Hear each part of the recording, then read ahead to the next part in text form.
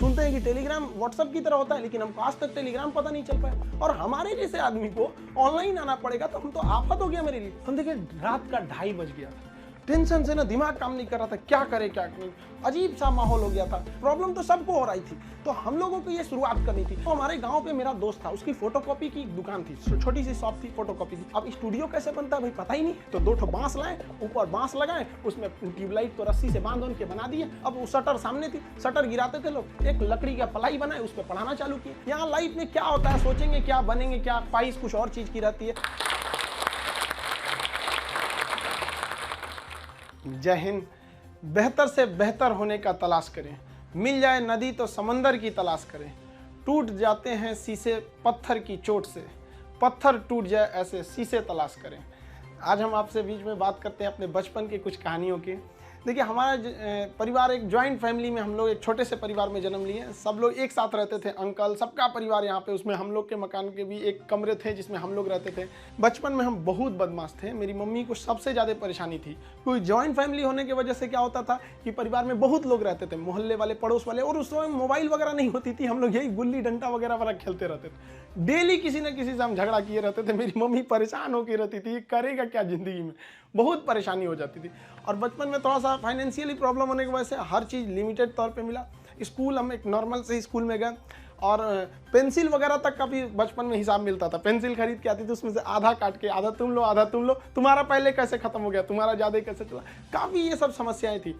घर के आगे एक कॉलेज था, उस कॉलेज में हम लोग जाते थे देखने के लिए, किसी का पेंसिल तो छूट नहीं गया, किसी का पेन, मतलब जो कुछ किसी का रह जाता था छुट्टी के बाद तो लेके आते थे लोग। या फिर किसी का मतलब कोई किसी के पेज में, किताब में, कॉपी में कुछ पेज सादा बच जाता था, तो हम लोग उसको कलेक्ट करके ले आते थे और मम्मी को देते थे। मम्मी देखिए इसमें 2 पेज सादा है, इसमें 3 पेज है, उस सबको ले आके एक जगह बनाते थे। मम्मी उसको सुई धागा से सिल देती थी और उसको हम लोग एक कॉपी बना लेते थे। आज भी आदत उसी में है। ये आज महंगी कॉपियों पर तो हाथ ही नहीं चलता है, वहाँ पर उसी भी आदत लग गई है वहाँ। और बचपन में हम लोग के घर पे गाय वगैरह भी थी, छोटे छोटे जानवर वगैरह, ये सब के पालने में इन लोग के लिए करते रहो। ये सब करते करते बचपना निकल गया। और इस बीच मेरे पिताजी जो थे वो अलग अलग जगहों पे वर्क करते रह गए, कभी शिप बिल्डिंग में, कभी पाइपलाइन में, कभी फॉरेन में, अलग अलग जगह पे। एक स्टेबल नहीं रहा, जिसका खामियाजा हम लोग को आगे जाके बहुत बड़ा भुगतना पड़ गया था। फाइनेंशियली खराब होने की वजह से हमको शुरुआत में, हम जब 8 पास किए तो वहीं से हमको फौज में जाने का थोड़ा सा जुनून लगा कि हमको फौज में जाना चाहिए। तो हम 9th में जब पढ़े थे, सैनिक स्कूल का एंट्रेंस का एग्जाम दिया, उसमें मेरा सिलेक्शन ही नहीं हुआ, पता नहीं क्यों सैनिक स्कूल में नहीं हुआ। तो फिर हमने पॉलीटेक्निक का दिया, तो पॉलीटेक्निक के भी उसमें देखिए एक्चुअली क्या है कि जो एकेडमिक पढ़ाई होती है उससे थोड़ा सा बेटर होता है जो कॉम्पिटिटिव होती है। तो 8 के बाद ही सैनिक के लिए एक कॉम्पिटिटिव वाला माहौल आ गया था। फिर पॉलीटेक्निक में दिए, उसमें रैंक अच्छा नहीं आया तो हम कहे छोड़ो, अब नॉर्मल 10th यानी मैट्रिक करते हैं, उसके बाद इंटर करते हैं। इंटर करने के बाद फिर हम लोग ने सोचा कि एनडीए का देते हैं। इस बीच एआई ट्रिपल हम लोग के वक्त में होता था, एआई ट्रिपल ही, उसको दिए। आईआईटी के दिन तो हम सोए रह गए थे वहाँ। फिर एनडीए के गए सिलेक्शन के लिए, तो एनडीए में रिटन एग्जाम हुआ, वो काफ़ी ठीक ठाक था। और एनसीसी वगैरह हम लोग ने किया था, तो उससे फौज से काफ़ी ज़्यादा उससे जानने को मिल गया, कौन सा हथियार कैसे काम करता है। ये वो एक जुनून हो गया कि भाई हम लोग को ये कॉन्फिडेंस था ना कि फौज में हो जाएंगे तो ट्रेनिंग की कुछ खास जरूरत नहीं पड़ेगी। हम लोग तो इसे बहुत हद तक जानते हैं हथियारों के बारे में। सब होने के बाद वहाँ पे क्या होता है कि ये सिलेक्शन काफ़ी प्रोसीजर काफ़ी कॉम्प्लेक्स होता है। वहाँ मेडिकल जांच होती है हर चीज़ का। मेरा हाथ काफ़ी टेढ़ा है, अभी इतना टेढ़ा होने की वजह से दोनों हाथ कि मतलब अब मेडिकली आउट कर दिया जाए। अब मेडिकल आउट होने की वजह से ये सब चीज़ें सही नहीं हो सकती हैं। तो यही एक तो वही था मेरे लाइफ का, इसके आगे हमने कोई सपना ही नहीं देखा था कि हमको कुछ और भी करना है। शुरू से ही फौज में ही जाना था हमको। अब हमारे लिए तो एकदम विकट परिस्थिति हो गई, साथ ही साथ फाइनेंशियली भी दिक्कत हो गया। अब क्या करें, तो नॉर्मल एक सरकारी स्कूल से इंटर था मेरा, फिर एक नॉर्मल ग्रेजुएशन किए, ग्रेजुएशन बीएससी। अब इसमें फाइनेंशियली दिक्कत भी बहुत ज़्यादा आ गया। इन दिक्कत में सबसे ज़्यादा साथ दिया मेरे 3 दोस्तों ने, सोनू, पवन, हेमंत। ये 3 दोस्तों ने हमारा बहुत ज़्यादा हेल्प किया और हम सबसे खुश नसीब हैं। हम ये कह सकते हैं कि दोस्त हमें बड़ा बढ़िया मिले। तो सोनू था, पवन, हेमंत, इन लोग के पास जो पॉकेट मनी आती थी ना, तो जो घर से उसमें से काट के कुछ हमको दे देते, कुछ ये, तो हम लोग में मिलजुल के अच्छे से करते थे। तो एक साथ में हम लोग पढ़ाई करते थे। हम सबको, चारों को, हम लोगों को डिफेंस में ही जाना था। अब हम लोग ने क्या किया भाई, बाकी लोग की फाइनेंशियली ठीक थी, हेमंत की भी सही नहीं थी, तो वो सेल्फ डिपेंडेंट था। तो हेमंत ने कहा कि एक काम कर तो भाई, चलो तुम भी को टीचिंग में ले आते हैं। तो उसने क्या किया, हमको एक होम ट्यूशन के पास ले गया पढ़ाने के लिए। होम ट्यूशन, अब वो हम लोग को बच्चों को उतना पढ़ाने का आइडिया नहीं, बस उसको लड़का बहुत पढ़ने में कमजोर था और उसको होम ट्यूशन पढ़ाया गया ना, स्कूल में बहुत अच्छा टॉप पे आ गया वो, उसके घर वाले काफी खुश हुए सब, और वो बहुत अच्छा से पढ़ रहा था। इसी बीच उसने कहा कि चलो तुम्हें एक कोचिंग में इंट्रोड्यूस करते हैं। तो एक कोचिंग में गए, वहाँ पे मतलब काफ़ी स्टूडेंट जो थे, मतलब बहुत ज़्यादा नहीं थे, नॉर्मल था कोचिंग वहाँ पे। वहाँ हम गए तो हमको फर्स्ट दिन केवल 6 लड़के मिले, और 6 लड़के में अजीब सा माहौल हो गया। वो हमको, मेरी दाढ़ी उड़ी भी नहीं थी, तो अजीब उनको लगा कि तो हम ही लोग के बीच का है। तो हम 6 बच्चे को पढ़ाएं, हमको भी खुद एम्बेरस फील हो रहा था कि ये लोग हमको उस तरह से देख क्यों नहीं रहे हैं। अब उसको 6 लड़कों से अगले दिन वो 50 हो गए, फिर 100, 150, इतना तेज बढ़ने लगा। अब वो कोचिंग वाला जो था उसको लगा कि नहीं भाई, पैसा तो ठीक आ रहा है यहाँ पे, ये तो ठीक ठाक है। तो उन्होंने हमको कह दिया कि भाई देखिए सर, आपको अपना नाम, पता, एड्रेस, मोबाइल नंबर कुछ भी नहीं देना है। हम कहा हमको जरूरत भी नहीं है इसकी, हमको चुपचाप पीजी वगैरह करना है यहाँ पे। हमारी तो फौज का सपना टूटा था, समझ में नहीं आ रहा था करे क्या करें यहाँ पर, क्योंकि लाइफ बड़ी अजीब चीज होती है, जब तक आपको समझ में आएगी आधी बीत चुकी रहती है। यहाँ लाइफ में क्या होता है, सोचेंगे क्या, बनेंगे क्या, ख्वाहिश कुछ और चीज की रहती है। यही है जिंदगी, सबको इसी के साथ चलना रहता है। तो हमने कहा कोई बात नहीं। उन्होंने कहा कि चलो भाई, हमारा उनको नाम पता था तो टाइटल के वजह से उन्होंने खान नाम दे दिया, खान सर। धीरे धीरे वहाँ पे पढ़ाते रहे, वहाँ पे लड़के बहुत हो गए। वो कोचिंग वालों को पैसा ज़्यादा दिखता था, हमें बच्चों का करियर दिखता था। वो कहते थे कि सर इतनी कम फी में आप इतना क्यों बता रहे हो। हम कहे सर हम कैसे करें, उनके साथ किस तरह से हम कह देंगे कि तुम्हें कम बता। इस वजह से थोड़ा सा टसल हो गया, हमको वो छोड़ना पड़ गया कोचिंग। फिर दूसरे जगह गए, तीसरे जगह। उसके बाद से हम लोग ने यहाँ पर आके अपना खान जीएस रिसर्च सेंटर किए। तो हमारा यहाँ पे कुछ खास जानकारी नहीं थी पटना में, क्योंकि हम लोग गांव एरिया से आए थे। तो यहाँ पे कुछ पार्टनर्स वगैरह को कुछ ढूंढे यहाँ के लोगों को, उन लोगों ने तो सत्यानाश ही कर दिया। उन लोगों ने सारा चीज 6 महीने बाद उन लोगों का फुल प्लानिंग था कि कोचिंग को हड़प लेना है। उन लोगों ने कहा कि बेंच भी मेरा, कुर्सी मेरा, पंखा में, सब कुछ। हम तो परेशान हो गए, मेरे पास कुछ भी नहीं बचा। ये हाल कर दिया लोगों ने कि हमारे जेब में केवल 40 रुपया बचे थे और घर लौटने के लिए 90 रुपये चाहिए था। हम परेशान हो गए, भाई कम से कम 90 तो छोड़ो, घर चले जाए यार, पे यहाँ पे क्या कर दिया। कोई दिमाग काम नहीं कर रहा था। तो गंगा के किनारे हम बैठे थे शाम के वक्त में, टेंशन में। यहाँ पर सोचे कि अब टेंशन में जाएंगे, अब रूम। तो यहाँ से जब रूम पे गए, वहाँ पे पता चला वो दरवाजा खटखटाए तो कोई खोल ही नहीं रहा था। बड़ा देर बाद खोले तो मुझे कहाँ थे, हम कहे यहीं पे नदी बैठे थे, टेंशन में थे थोड़ा सा। कहे कितना टाइम हो रहा है, हम कहे यही 7-8 बज रहा होगा। तो उन्होंने कहा कि घड़ी देखो। हम देखे रात का 2:30 बज गया था। टेंशन से ना दिमाग काम नहीं कर रहा था, क्या करे क्या नहीं, अजीब सा माहौल हो गया था। अब हमको समझ में आ गया कि भाई हमारे पास केवल 40 बचा है, यानी ऊपर वाला हमको रोक रहा है यहाँ पर किसी ना किसी वजह से, तो हमें रुकना चाहिए। अब फाइनली हमने भी डिसाइड कर लिया कि अब हमको अपने फिर से एक नई शुरुआत करनी है। इस बीच हमको एक अनुभव मिला कि भाई सब पर आप आंख बंद करके भरोसा नहीं कर सकते।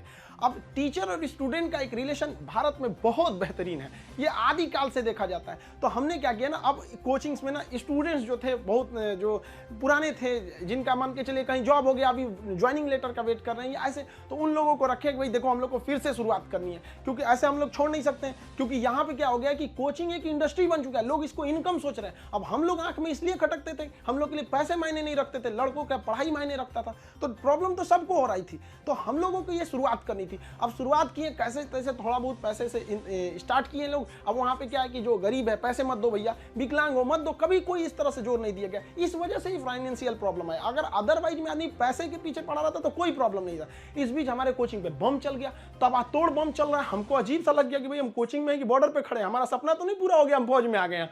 दीजिए देख रहे हैं पूरा अफरा तफरी मचा हुआ है बम से।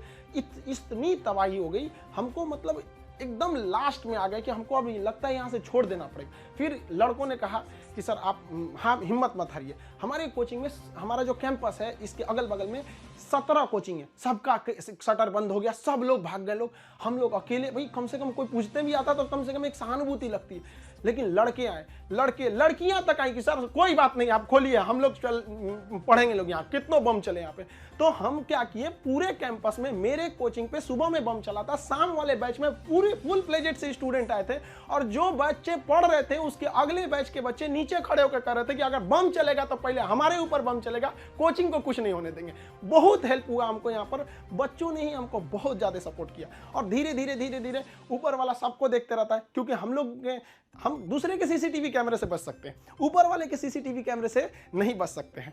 और अचानक साथ मिला, सारे बच्चे देखते देखते हमने बच्चों के लिए लाइब्रेरी भी डाला, वो पटना का सबसे बड़ा लाइब्रेरी हो गया, फिर कोचिंग बड़ा हो गया, सब कुछ सही हो गया, लड़कों का रिजल्ट आने लगा, सारे लड़के खुश हो गए। और खास करके उस बैच के लड़के जो पढ़ रहे थे और जिनके पास बम्बार्डमेंट हुई थी, वो भी उनके लिए पहला अनुभव था। सब डर गए थे कि आखिर क्या हो रहा है, और देखते देखते सब कुछ सही हो गया। तब तक अचानक बीच में आ गया कोरोना, और कोरोना ने लॉकडाउन किया और सब चीज घर के अंदर हो गया, और हम लोग के लिए एकदम नया अनुभव।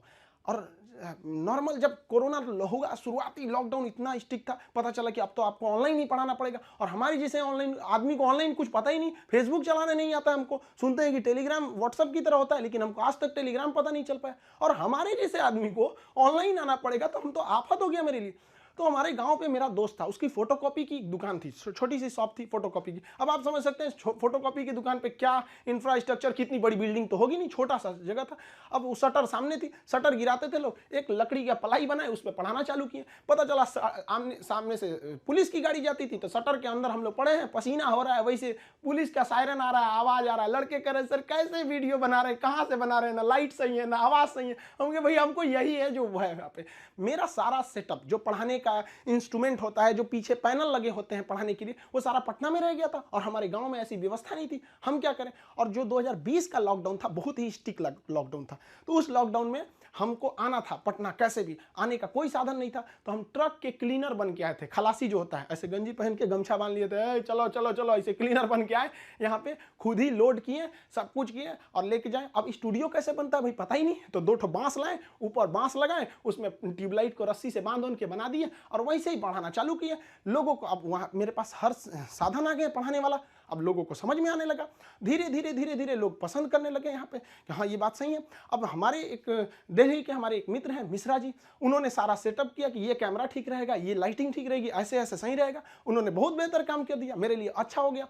अब इस बीच अब लड़कों का कोर्स चालू करने के लिए एप्लीकेशन बनाने लगे, तो धीरे धीरे धीरे धीरे लड़के एप्लीकेशन पे देखने लगे, यूट्यूब पे। और हमको तो आज तक समझ में नहीं आया कि यूट्यूब पर एजुकेशन के फील्ड को हम ऐसे देखते हैं कि वो लोग भी कमेंट करते हैं, कहते हैं कि सर हमारा किसी जनरल कंपटीशन, हम किसी कंपटीशन की तैयारी नहीं करते हैं, नहीं हमको कोई एग्जाम से मतलब है, फिर भी हम देखते हैं। हमको इस बात की इतनी खुशी होती है, इसलिए नहीं कि वो लोग हमारा वीडियोस देखते हैं, इसलिए कि जो लोग पढ़ाई छोड़ दिए हैं उनको भी इस बात का अफसोस है कि हमने पढ़ाई क्यों छोड़ा। और ये कंफर्म है कि वो अपने बच्चों को या समाज को आगे पढ़ने के लिए जरूर करेंगे, और इस देश को जो पीछे गया है उसको आगे ले जाने का एकमात्र रास्ता है शिक्षा। क्योंकि शिक्षा जिसके पास रहेगी वो कभी किसी से नहीं डर सकता है, अपने अधिकार के लिए खड़ा रहेगा। तो काफी खुशी होने लगी। लेकिन ऑनलाइन का हमको बहुत ज्यादा आइडिया नहीं लगा, तो धीरे धीरे धीरे धीरे क्या हुआ, संघर्ष आगे बढ़ा। अब होता क्या है कि लाइफ में कभी इंसान कोई लिफ्ट की तरह बढ़ जाता है तो उसको काफी खुशी होती है, अरे बाप रे बहुत ऊंचाई पे आ गया। लेकिन जो सीढ़ियों की तरह बढ़ता है ना, ऊपर जाके उसको एक थकान होती है, लेकिन दिल से एक सुकून भी मिलता है कि मेहनत से बढ़े,